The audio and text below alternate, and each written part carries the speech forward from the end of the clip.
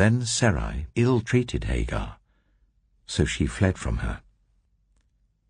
The angel of the Lord found Hagar near a spring in the desert. It was the spring that is beside the road to Shur.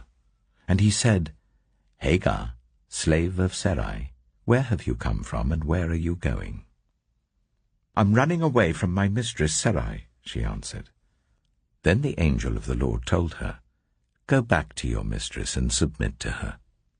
The angel added, "I will increase your descendants so much that they will be too numerous to count."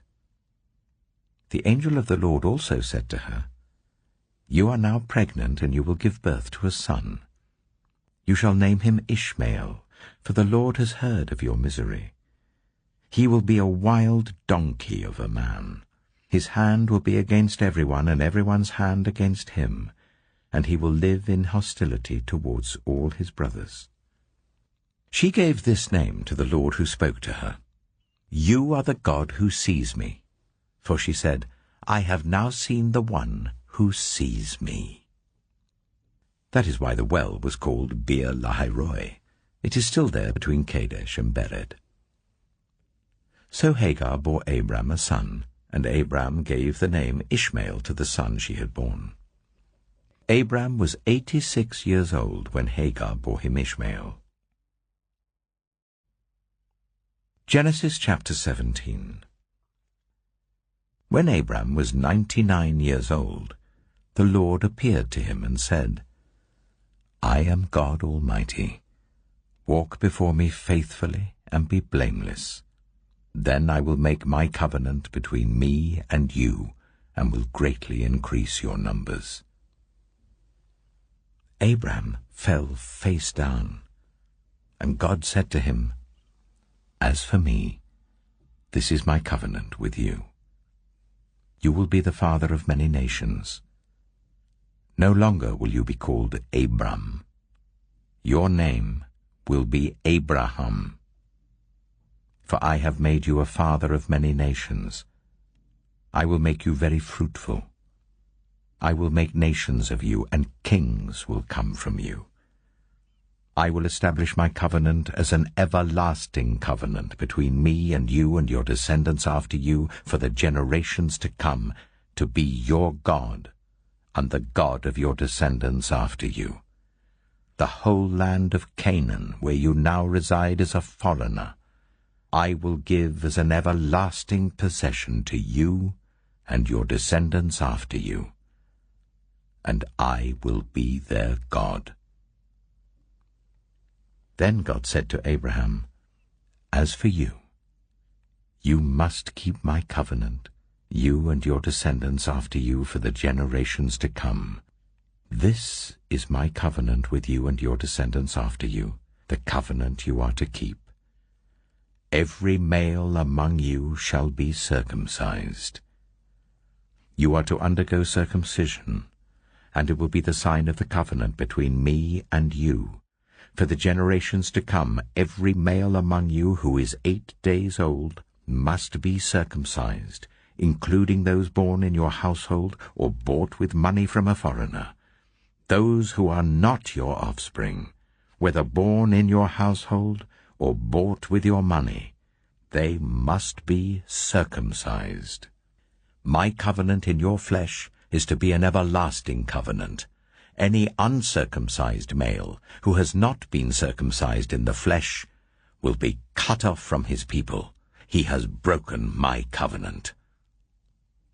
God also said to Abraham, "As for Sarai your wife, you are no longer to call her Sarai.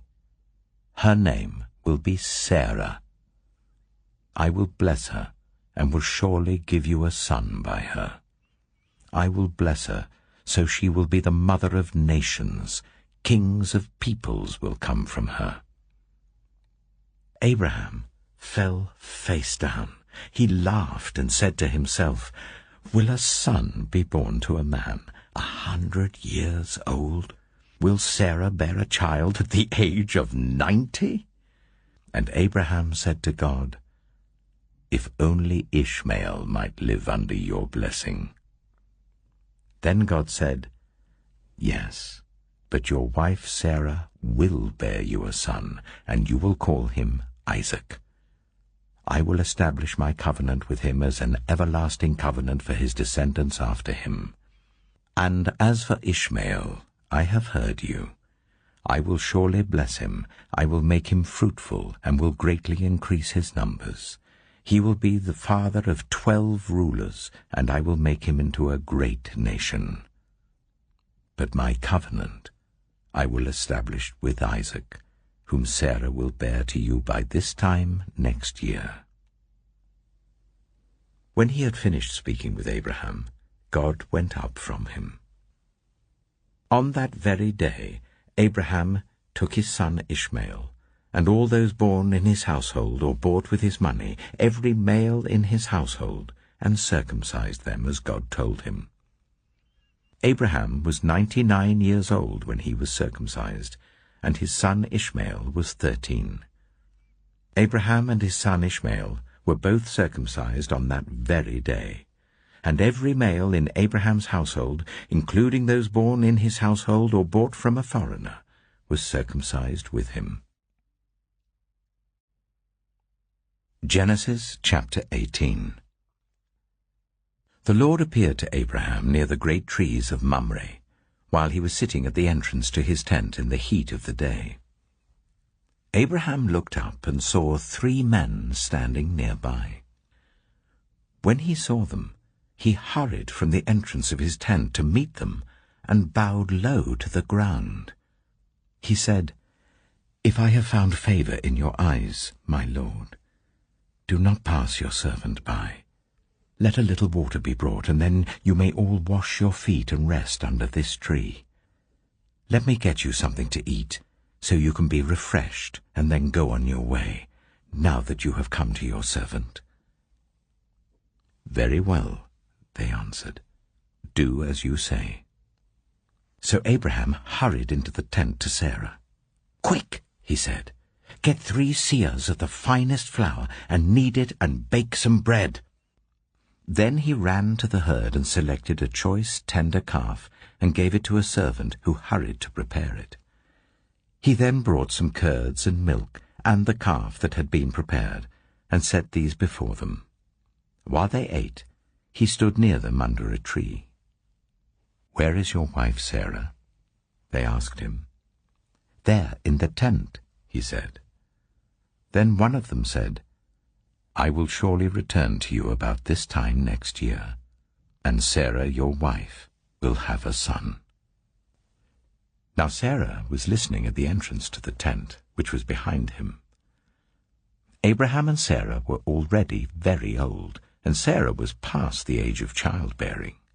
So Sarah laughed to herself as she thought, "After I'm worn out and my Lord is old, will I now have this pleasure?"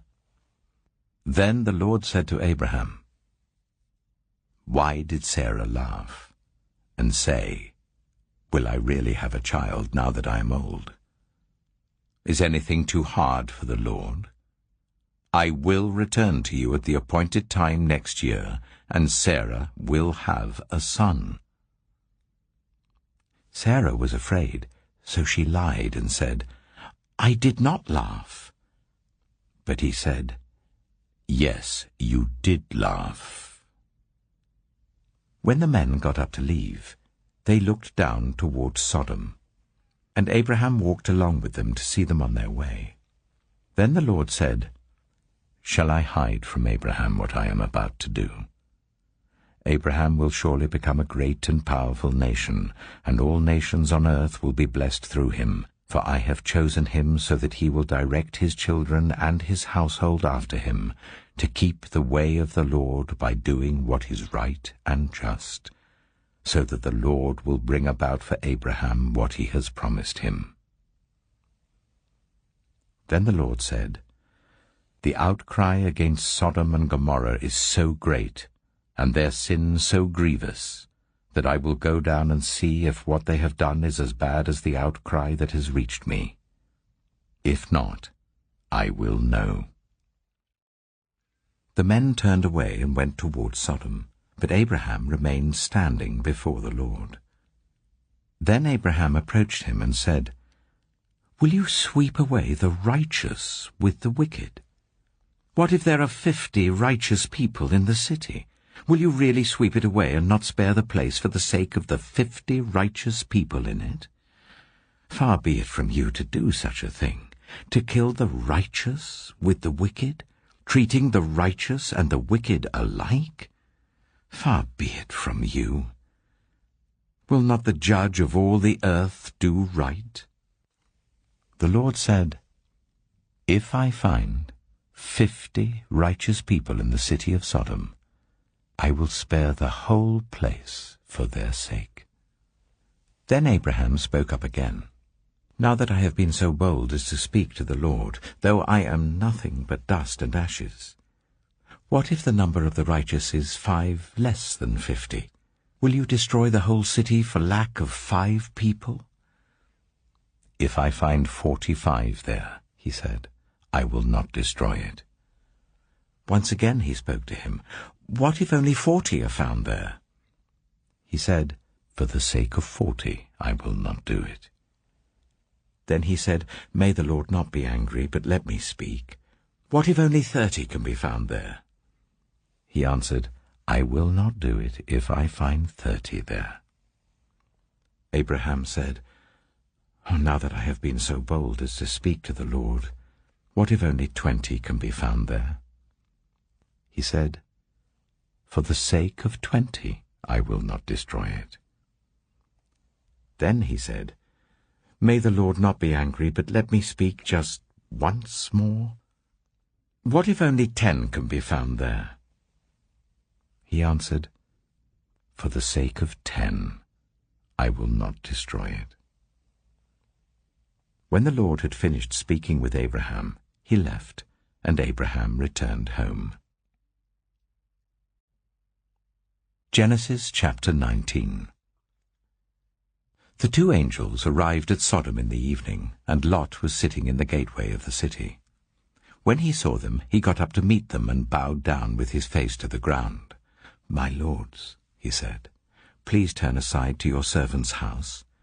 You can wash your feet and spend the night and then go on your way early in the morning. No, they answered, we will spend the night in the square. But he insisted so strongly that they did go with him and entered his house. He prepared a meal for them, baking bread without yeast, and they ate. Before they had gone to bed, all the men from every part of the city of Sodom, both young and old, surrounded the house. They called to Lot, Where are the men who came to you tonight? Bring them out to us, so that we can have sex with them. Lot went outside to meet them and shut the door behind him and said, No, my friends, don't do this wicked thing. Look, I have 2 daughters who have never slept with a man. Let me bring them out to you, and you can do what you like with them, but don't do anything to these men, for they have come under the protection of my roof. Get out of our way, they replied. This fellow came here as a foreigner, and now he wants to play the judge. We'll treat you worse than them. They kept bringing pressure on Lot and moved forward to break down the door.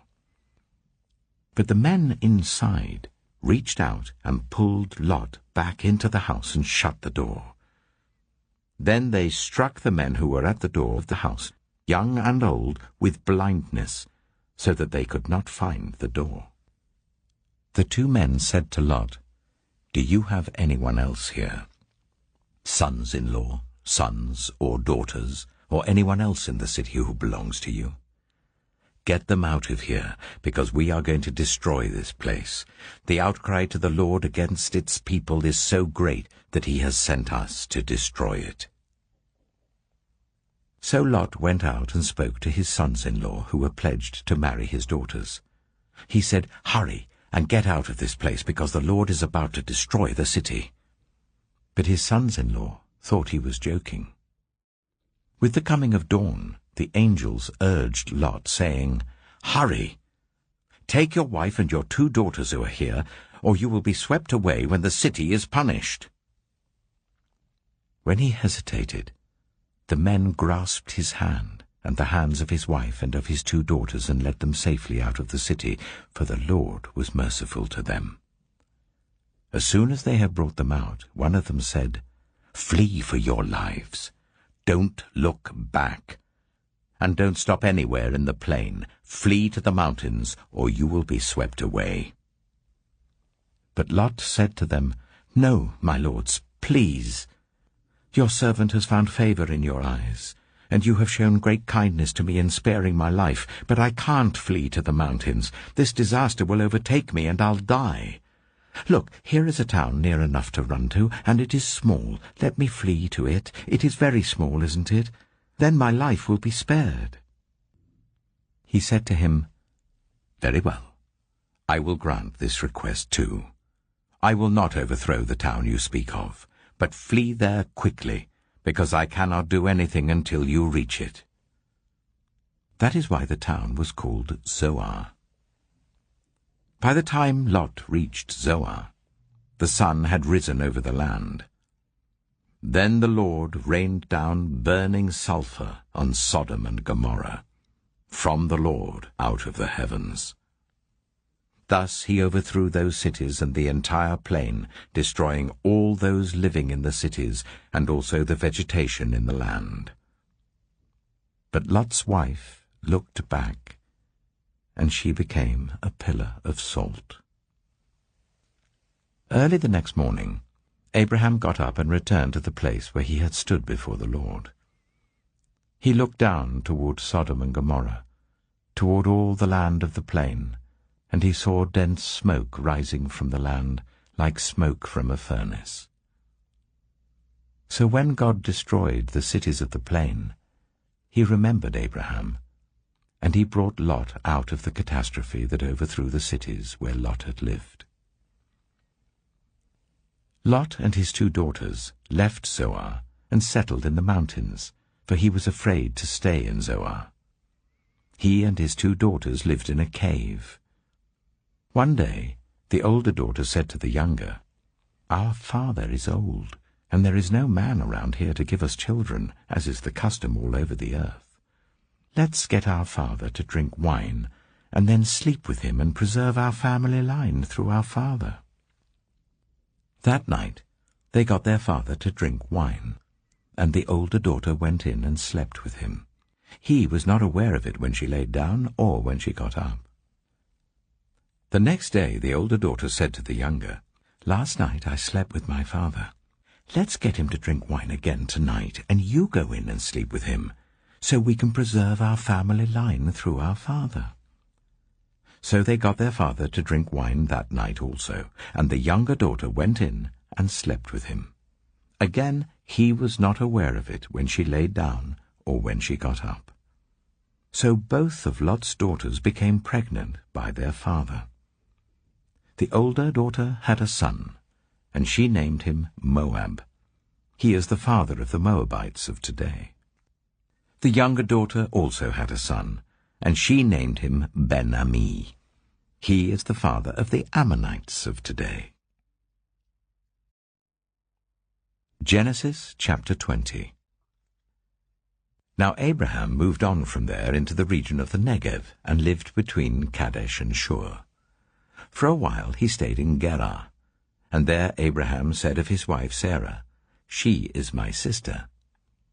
Then Abimelech, king of Gerar, sent for Sarah and took her. But God came to Abimelech in a dream one night and said to him, "You are as good as dead because of the woman you have taken. She is a married woman." Now Abimelech had not gone near her, so he said, "Lord, will you destroy an innocent nation? Did he not say to me, 'She is my sister'? And didn't she also say, 'He is my brother'? I've done this with a clear conscience and clean hands."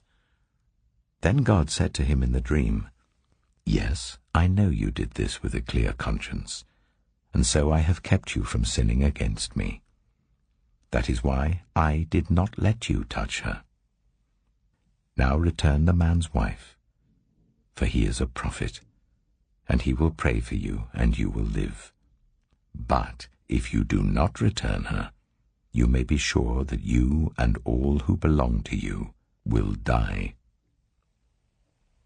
Early the next morning, Abimelech summoned all his officials, and when he told them all that had happened, they were very much afraid. Then Abimelech called Abraham in and said, "What have you done to us?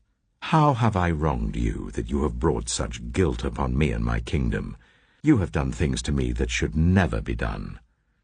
And Abimelech asked Abraham, "What was your reason for doing this?" Abraham replied, "I said to myself, 'There is surely no fear of God in this place, and they will kill me because of my wife. Besides, she really is my sister, the daughter of my father, though not of my mother, and she became my wife. And when God caused me to wander from my father's household, I said to her, "This is how you can show your love to me. Everywhere we go, say of me, 'He is my brother.'" Then Abimelech brought sheep and cattle and male and female slaves, and gave them to Abraham, and he returned Sarah his wife to him. And Abimelech said, "My land is before you. Live wherever you like." To Sarah he said, "I am giving your brother 1,000 shekels of silver. This is to cover the offense against you before all who are with you. You are completely vindicated." Then Abraham prayed to God, and God healed Abimelech, his wife, and his female slaves, so they could have children again. For the Lord had kept all the women in Abimelech's household from conceiving because of Abraham's wife Sarah. Genesis chapter 21. Now the Lord was gracious to Sarah, as he had said, and the Lord did for Sarah what he had promised. Sarah became pregnant and bore a son to Abraham in his old age, at the very time God had promised him. Abraham gave the name Isaac to the son Sarah bore him. When his son Isaac was 8 days old, Abraham circumcised him as God commanded him. Abraham was 100 years old when his son Isaac was born to him. Sarah said, "God has brought me laughter, and everyone who hears about this will laugh with me." And she added, "Who would have said to Abraham that Sarah would nurse children? Yet I have borne him a son in his old age." The child grew and was weaned, and on the day Isaac was weaned, Abraham held a great feast. But Sarah saw that the son whom Hagar the Egyptian had borne to Abraham was mocking, and she said to Abraham, "Get rid of that slave woman and her son, for that woman's son will never share in the inheritance with my son Isaac." The matter distressed Abraham greatly because it concerned his son. But God said to him, "Do not be so distressed about the boy and your slave woman. Listen to whatever Sarah tells you, because it is through Isaac that your offspring will be reckoned. I will make the son of the slave into a nation also, because he is your offspring." Early the next morning Abraham took some food and a skin of water and gave them to Hagar. He set them on her shoulders and then sent her off with the boy. She went on her way and wandered in the desert of Beersheba. When the water in the skin was gone, she put the boy under one of the bushes. Then she went off and sat down about a bow shot away, for she thought, "I cannot watch the boy die." And as she sat there, she began to sob. God heard the boy crying. And the angel of God called to Hagar from heaven and said to her, "What is the matter, Hagar? Do not be afraid. God has heard the boy crying as he lies there. Lift the boy up and take him by the hand, for I will make him into a great nation." Then God opened her eyes, and she saw a well of water. So she went and filled the skin with water and gave the boy a drink. God was with the boy as he grew up. He lived in the desert and became an archer. While he was living in the desert of Paran, his mother got a wife for him from Egypt.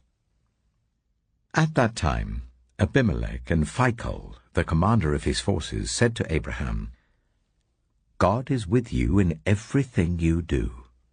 Now swear to me here before God that you will not deal falsely with me or my children or my descendants.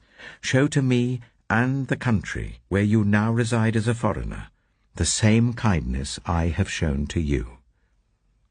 Abraham said, "I swear it." Then Abraham complained to Abimelech about a well of water that Abimelech's servants had seized.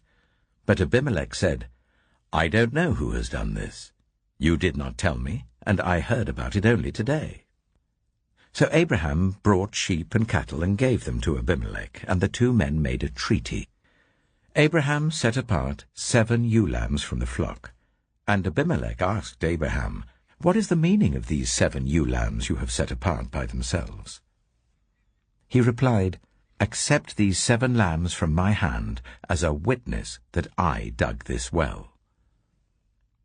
So that place was called Beersheba, because the 2 men swore an oath there. After the treaty had been made at Beersheba, Abimelech and Phicol, the commander of his forces, returned to the land of the Philistines. Abraham planted a tamarisk tree in Beersheba, and there he called on the name of the Lord, the eternal God. And Abraham stayed in the land of the Philistines for a long time. Genesis chapter 22. Sometime later, God tested Abraham. He said to him, "Abraham." "Here I am," he replied. Then God said, "Take your son, your only son, whom you love, Isaac, and go to the region of Moriah. Sacrifice him there as a burnt offering on a mountain I will show you." Early the next morning, Abraham got up and loaded his donkey. He took with him 2 of his servants and his son Isaac. When he had cut enough wood for the burnt offering, he set out for the place God had told him about. On the 3rd day, Abraham looked up and saw the place in the distance. He said to his servants, "Stay here with the donkey while I and the boy go over there. We will worship, and then we will come back to you." Abraham took the wood for the burnt offering and placed it on his son Isaac, and he himself carried the fire and the knife. As the 2 of them went on together, Isaac spoke up and said to his father Abraham, "Father?" "Yes, my son," Abraham replied. "The fire and wood are here," Isaac said. "But where is the lamb for the burnt offering?" Abraham answered, "God himself will provide the lamb for the burnt offering, my son." And the 2 of them went on together. When they reached the place God had told him about, Abraham built an altar there and arranged the wood on it. He bound his son Isaac and laid him on the altar on top of the wood. Then he reached out his hand and took the knife to slay his son. But the angel of the Lord called out to him from heaven, "Abraham! Abraham!" "Here I am," he replied. "Do not lay a hand on the boy," he said. "Do not do anything to him. Now I know that you fear God, because you have not withheld from me your son, your only son." Abraham looked up, and there in the thicket he saw a ram caught by its horns. He went over and took the ram and sacrificed it as a burnt offering instead of his son. So Abraham called that place, "The Lord will provide," and to this day it is said, "On the mountain of the Lord it will be provided." The angel of the Lord called to Abraham from heaven a second time, and said, "I swear by myself, declares the Lord, that because you have done this and have not withheld your son, your only son, I will surely bless you, and make your descendants as numerous as the stars in the sky and as the sand on the seashore. Your descendants will take possession of the cities of their enemies, and through your offspring all nations on earth will be blessed, because you have obeyed me."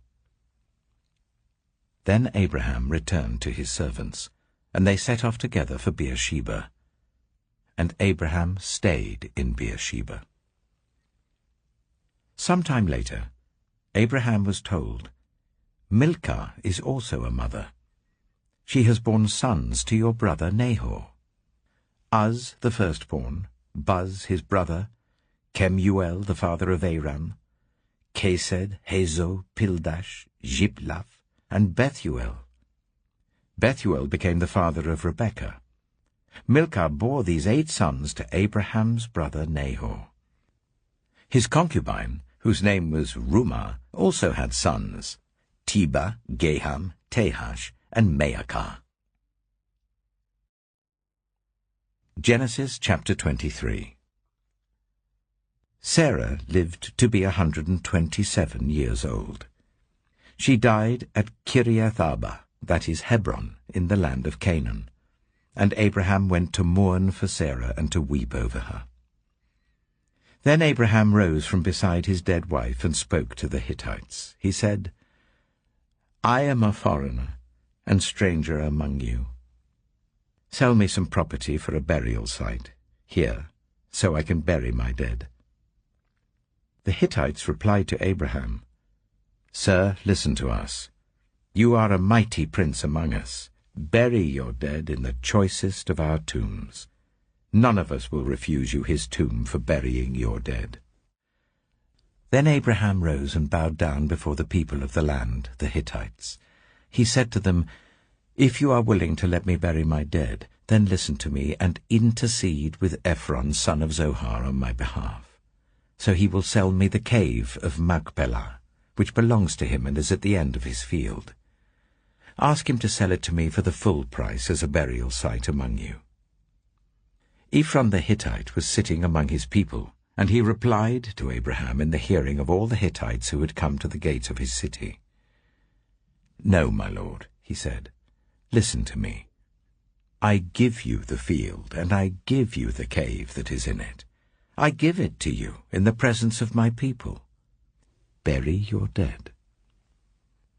Again Abraham bowed down before the people of the land, and he said to Ephron in their hearing, "Listen to me. If you will, I will pay the price of the field. Accept it from me, so I can bury my dead there." Ephron answered Abraham, "Listen to me, my lord. The land is worth 400 shekels of silver. But what is that between you and me? Bury your dead." Abraham agreed to Ephron's terms, and weighed out for him the price he had named in the hearing of the Hittites, 400 shekels of silver, according to the weight current among the merchants. So Ephron's field in Machpelah, near Mamre, both the field and the cave in it, and all the trees within the borders of the field, was legally made over to Abraham as his property, in the presence of all the Hittites who had come to the gate of the city.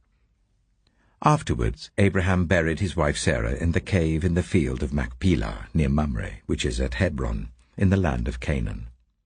So the field and the cave in it were legally made over to Abraham by the Hittites as a burial site. Genesis chapter 24. Abraham was now very old, and the Lord had blessed him in every way. He said to the senior servant in his household, the one in charge of all that he had, "Put your hand under my thigh. I want you to swear by the Lord, the God of heaven and the God of earth, that you will not get a wife for my son from the daughters of the Canaanites, among whom I am living, but will go to my country and my own relatives and get a wife for my son Isaac." The servant asked him, "What if the woman is unwilling to come back with me to this land? Shall I then take your son back to the country you came from?" "Make sure that you do not take my son back there," Abraham said. "The Lord, the God of heaven, who brought me out of my father's household and my native land, and who spoke to me and promised me on oath, saying, 'To your offspring I will give this land,' He will send his angel before you, so that you can get a wife for my son from there. If the woman is unwilling to come back with you, then you will be released from this oath of mine. Only do not take my son back there." So the servant put his hand under the thigh of his master Abraham, and swore an oath to him concerning this matter. Then the servant left, taking with him 10 of his master's camels, loaded with all kinds of good things from his master. He set out for Aram-Naharaim, and made his way to the town of Nahor. He made the camels kneel down near the well outside the town. It was toward evening, the time the women go out to draw water. Then he prayed, "Lord, God of my master Abraham, make me successful today and show kindness to my master Abraham. See, I am standing beside this spring, and the daughters of the townspeople are coming out to draw water. May it be that when I say to a young woman, 'Please let down your jar that I may have a drink,' and she says, 'Drink, and I'll water your camels too.' Let her be the one you have chosen for your servant Isaac. By this I will know that you have shown kindness to my master."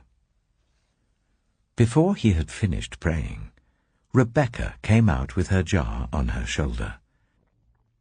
She was the daughter of Bethuel, son of Milcah, who was the wife of Abraham's brother Nahor. The woman was very beautiful, a virgin.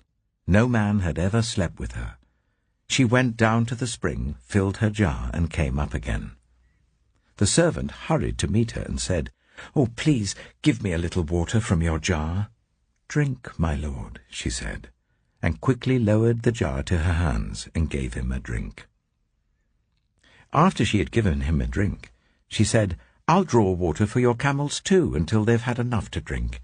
So she quickly emptied her jar into the trough, ran back to the well to draw more water, and drew enough for all his camels. Without saying a word, the man watched her closely to learn whether or not the Lord had made his journey successful. When the camels had finished drinking, the man took out a gold nose ring weighing a beaker and 2 gold bracelets weighing 10 shekels. Then he asked, "Whose daughter are you? Please tell me, is there room in your father's house for us to spend the night?" She answered him, "I am the daughter of Bethuel, the son that Milcah bore to Nahor." And she added, "We have plenty of straw and fodder, as well as room for you to spend the night." Then the man bowed down and worshipped the Lord, saying, "Praise be to the Lord, the God of my master Abraham, who has not abandoned his kindness and faithfulness to my master. As for me, the Lord has led me on the journey to the house of my master's relatives." The young woman ran and told her mother's household about these things. Now Rebekah had a brother named Laban, and he hurried out to the man at the spring. As soon as he had seen the nose ring and the bracelets on his sister's arms, and had heard Rebekah tell what the man had said to her, he went out to the man and found him standing by the camels near the spring. "Come, you who are blessed by the Lord," he said. "Why are you standing out here? I have prepared the house and a place for the camels." So the man went to the house, and the camels were unloaded. Straw and fodder were brought for the camels, and water for him and his men to wash their feet. Then food was set before him. But he said, "I will not eat until I have told you what I have to say." "Then tell us," Laban said. So he said, "I am Abraham's servant. The Lord has blessed my master abundantly, and he has become wealthy. He has given him sheep and cattle, silver and gold, male and female servants, and camels and donkeys. My master's wife, Sarah, has borne him a son in her old age, and he has given him everything he owns. And my master made me swear an oath, and said, 'You must not get a wife for my son from the daughters of the Canaanites in whose land I live, but go to my father's family, to my own clan, and get a wife for my son.' Then I asked my master, 'What if the woman will not come back with me?' He replied, 'The Lord before whom I have walked faithfully will send his angel with you and make your journey a success. so that you can get a wife for my son, from my own clan and from my father's family. You will be released from my oath if, when you go to my clan, they refuse to give her to you. Then you will be released from my oath. When I came to the spring today, I said, Lord God of my master Abraham, if you will, please grant success to the journey on which I have come. See, I am standing beside this spring. If a young woman comes out to draw water, and I say to her, please let me drink a little water from your jar, and if she says to me, drink, and I'll draw water for your camels too, let her be the one the Lord has chosen for my master's son. Before I finished praying in my heart, Rebekah came out with her jar on her shoulder. She went down to the spring and drew water, and I said to her, please give me a drink. She quickly lowered her jar from her shoulder and said, drink, and I'll water your camels too. So I drank, and she watered the camels also. I asked her, whose daughter are you? She said, the daughter of Bethuel, son of Nahor, whom Milcah bore to him. Then I put the ring in her nose and the bracelets on her arms, and I bowed down and worshipped the Lord. I praised the Lord, the God of my master Abraham, who had led me on the right road to get the granddaughter of my master's brother for his son. Now, if you will show kindness and faithfulness to my master, tell me. And if not, tell me, so I may know which way to turn. Laban and Bethuel answered, this is from the Lord. We can say nothing to you one way or the other. Here is Rebekah. Take her and go, and let her become the wife of your master's son, as the Lord has directed. When Abraham's servant heard what they said, he bowed down to the ground before the Lord. Then the servant brought out gold and silver jewelry and articles of clothing and gave them to Rebekah.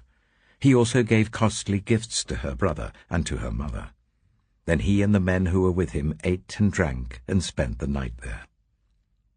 When they got up the next morning, he said, send me on my way to my master. But her brother and her mother replied, let the young woman remain with us 10 days or so, then you may go. But he said to them, do not detain me, now that the Lord has granted success to my journey. Send me on my way so I may go to my master. Then they said, let's call the young woman and ask her about it. So they called Rebekah and asked her, will you go with this man? I will go, she said. So they sent their sister Rebekah on her way, along with her nurse and Abraham's servant and his men. And they blessed Rebekah and said to her, our sister, may you increase to thousands upon thousands. May your offspring possess the cities of their enemies.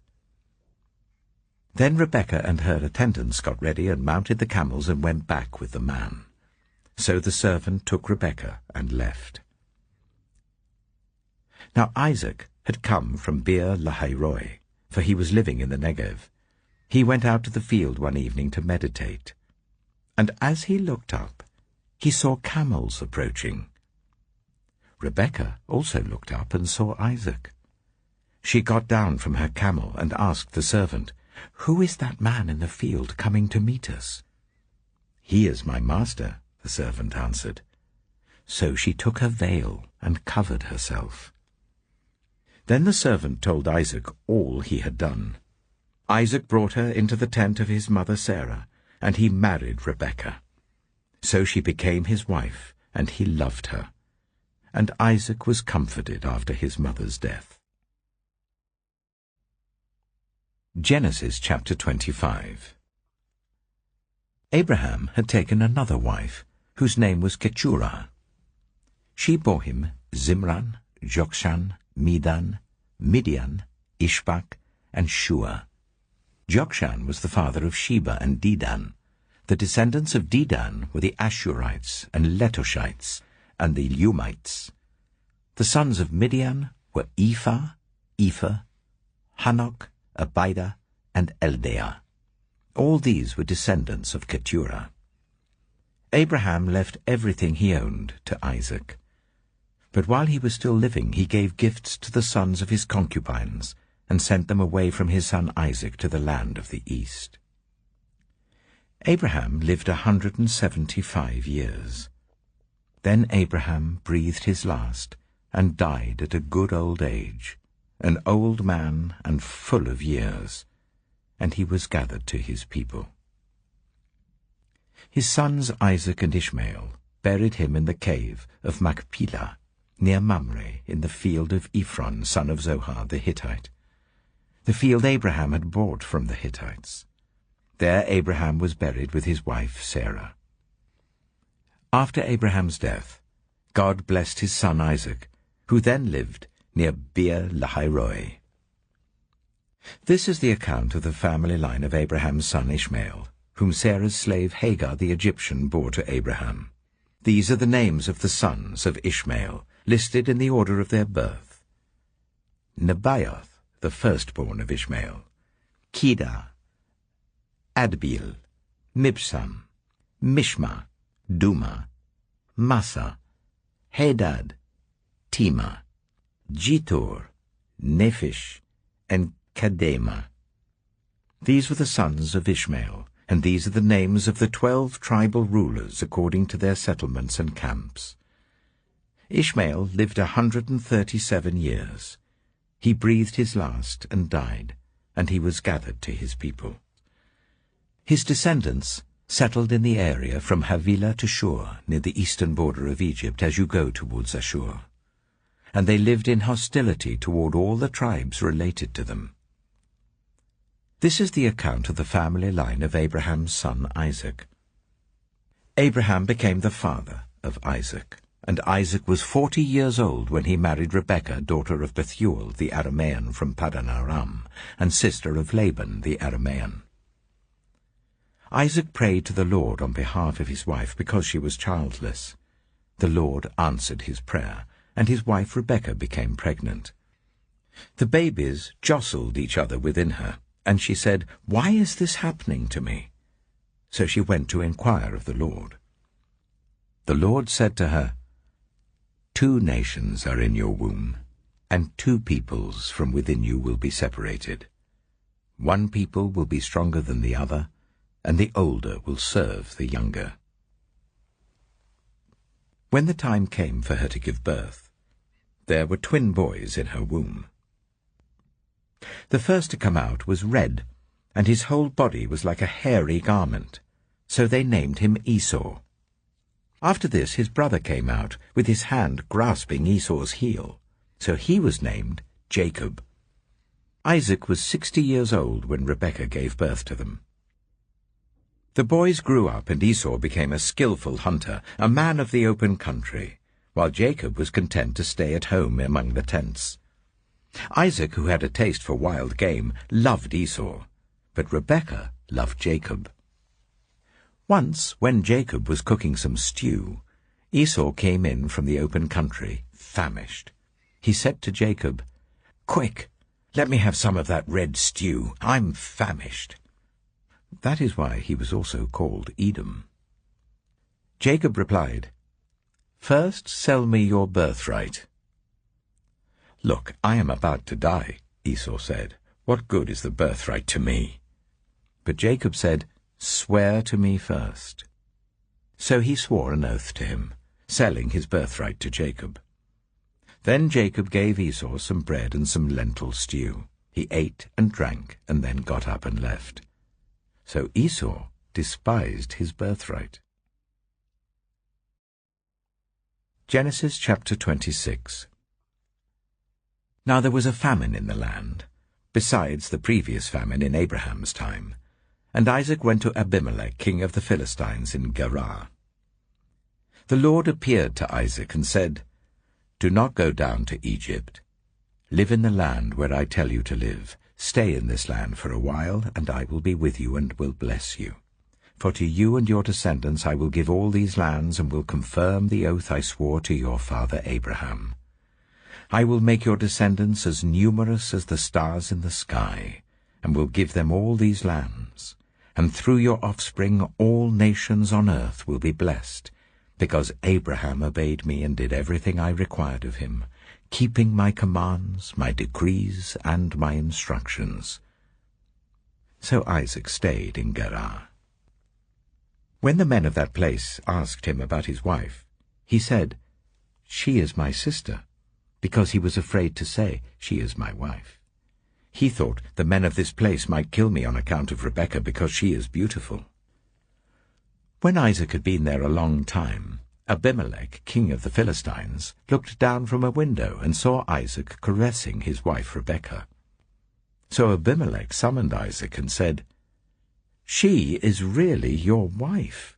Why did you say, 'She is my sister'?" Isaac answered him, "Because I thought I might lose my life on account of her." Then Abimelech said, "What is this you have done to us? One of the men might well have slept with your wife, and you would have brought guilt upon us." So Abimelech gave orders to all the people, "Anyone who harms this man or his wife shall surely be put to death." Isaac planted crops in that land, and the same year reaped 100-fold, because the Lord blessed him. The man became rich, and his wealth continued to grow until he became very wealthy. He had so many flocks and herds and servants that the Philistines envied him. So all the wells that his father's servants had dug in the time of his father Abraham, the Philistines stopped up, filling them with earth. Then Abimelech said to Isaac, "Move away from us. You have become too powerful for us." So Isaac moved away from there and encamped in the valley of Gerar, where he settled. Isaac reopened the wells that had been dug in the time of his father Abraham, which the Philistines had stopped up after Abraham died, and he gave them the same names his father had given them. Isaac's servants dug in the valley and discovered a well of fresh water there. But the herdsmen of Gerar quarreled with those of Isaac and said, "The water is ours." So he named the well Esek, because they disputed with him. Then they dug another well, but they quarreled over that one also. So he named it Sitnah. He moved from there and dug another well, and no one quarreled over it. He named it Rehoboth, saying, "Now the Lord has given us room, and we will flourish in the land." From there he went up to Beersheba. That night the Lord appeared to him and said, "I am the God of your father Abraham. Do not be afraid, for I am with you. I will bless you and will increase the number of your descendants for the sake of my servant Abraham." Isaac built an altar there and called on the name of the Lord. There he pitched his tent, and there his servants dug a well. Meanwhile, Abimelech had come to him from Gerar with Ahuzah, his personal adviser, and Phicol, the commander of his forces. Isaac asked them, "Why have you come to me, since you were hostile to me and sent me away?" They answered, "We saw clearly that the Lord was with you. So we said there ought to be a sworn agreement between us and you. Let us make a treaty with you, that you will do us no harm, just as we did not harm you, but always treated you well and sent you away peacefully. And now you are blessed by the Lord." Isaac then made a feast for them, and they ate and drank. Early the next morning the men swore an oath to each other. Then Isaac sent them on their way, and they went away peacefully. That day Isaac's servants came and told him about the well they had dug. They said, "We've found water." He called it Sheba, and to this day the name of the town has been Beersheba. When Esau was 40 years old, he married Judith, daughter of Beeri the Hittite, and also Basemath, daughter of Elon the Hittite. They were a source of grief to Isaac and Rebekah. Genesis chapter 27. When Isaac was old and his eyes were so weak that he could no longer see, he called for Esau his older son and said to him, "My son." "Here I am," he answered. Isaac said, "I am now an old man and don't know the day of my death. Now then, get your equipment, your quiver and bow, and go out to the open country to hunt some wild game for me. Prepare me the kind of tasty food I like, and bring it to me to eat, so that I may give you my blessing before I die." Now Rebekah was listening as Isaac spoke to his son Esau. When Esau left for the open country to hunt game and bring it back, Rebekah said to her son Jacob, "Look, I overheard your father say to your brother Esau, 'Bring me some game and prepare me some tasty food to eat, so that I may give you my blessing in the presence of the Lord before I die.' Now, my son, listen carefully and do what I tell you. Go out to the flock and bring me 2 choice young goats, so I can prepare some tasty food for your father, just the way he likes it. Then take it to your father to eat, so that he may give you his blessing before he dies." Jacob said to Rebekah his mother, "But my brother Esau is a hairy man, while I have smooth skin. What if my father touches me? I would appear to be tricking him, and would bring down a curse on myself rather than a blessing." His mother said to him, "My son, let the curse fall on me. Just do what I say. Go and get them for me." So he went and got them and brought them to his mother, and she prepared some tasty food just the way his father liked it. Then Rebekah took the best clothes of Esau, her older son, which she had in the house, and put them on her younger son Jacob. She also covered his hands and the smooth part of his neck with the goat skins. Then she handed to her son Jacob the tasty food and the bread she had made. He went to his father and said, "My father?" "Yes, my son," he answered. "Who is it?" Jacob said to his father, "I am Esau, your firstborn. I have done as you told me. Please sit up and eat some of my game, so that you may give me your blessing." Isaac asked his son, "How did you find it so quickly, my son?" "The Lord your God gave me success," he replied. Then Isaac said to Jacob, "Come near so I can touch you, my son, to know whether you really are my son Esau or not." Jacob went close to his father Isaac, who touched him and said, "The voice is the voice of Jacob, but the hands are the hands of Esau." He did not recognize him, for his hands were hairy like those of his brother Esau, so he proceeded to bless him. "Are you really my son Esau?" he asked. "I am," he replied. Then he said, "My son, bring me some of your game to eat, so that I may give you my blessing." Jacob brought it to him, and he ate, and he brought some wine, and he drank. Then his father Isaac said to him, "Come here, my son, and kiss me."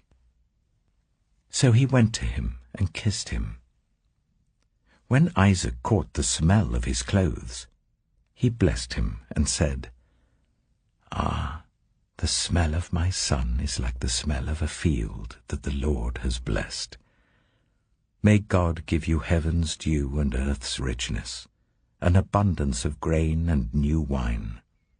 May nations serve you and peoples bow down to you. Be lord over your brothers, and may the sons of your mother bow down to you. May those who curse you be cursed, and those who bless you be blessed." After Isaac finished blessing him, and Jacob had scarcely left his father's presence, his brother Esau came in from hunting. He too prepared some tasty food and brought it to his father. Then he said to him, "My father, please sit up and eat some of my game, so that you may give me your blessing." His father Isaac asked him, "Who are you?" "I am your son," he answered, "your firstborn, Esau." Isaac trembled violently and said, "Who was it, then, that hunted game and brought it to me?" I ate it just before you came, and I blessed him, and indeed he will be blessed."